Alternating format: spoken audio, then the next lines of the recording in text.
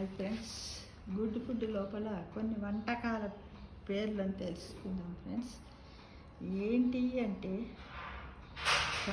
షాడబం అంటే ఏంటి?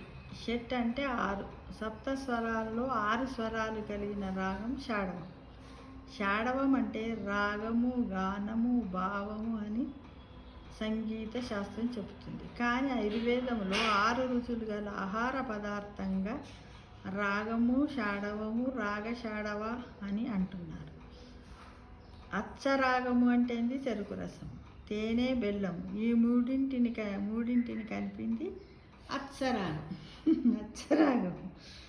తర్వాత రాగం అంటే ఈ అచ్చరాగంలో నల్లుప్పు, సైంధవ లవణము, నిమ్మరసము, చింతపండు రసము, ఆవపిండి ఇవి తగినంత కలిపి మాగబెడితే అది రాగం అనే పానీయం.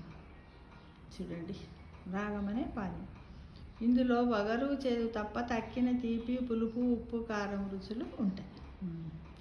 ఇక షాడవం అంటే ఇది తీపి, పులుపు, వగరు, చేతి కలిగిన పండ్లను ఉప్పులో ఊరేసి చెరుకు రసం కలిపి ఈ షాడవం తయారు చేస్తారు. దీంట్లో దానిమ్మ, వెలగ, చింతపండు, నిమ్మ, ఉసిరి లాంటి పండ్ల చేసిన షాడవం ఆరోగ్యదాయకమని పూర్వము మన పెద్దలు పూర్వీకులు తాగేవారు. ఇక రాగ షాడవం అనేది ఆరోగ్యదాయకము అని చెప్తున్నారు. అంటే రాగాన్ని, షాడవాన్ని కలిపి తయారు చేసింది రాడ షాడవం.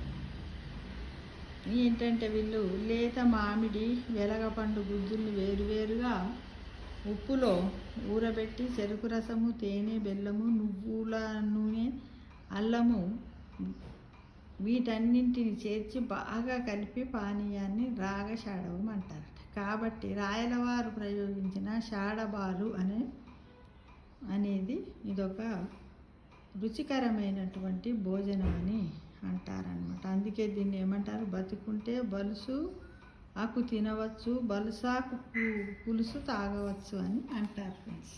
ఇది ఈరోజు మనం తెలుసుకున్నాం.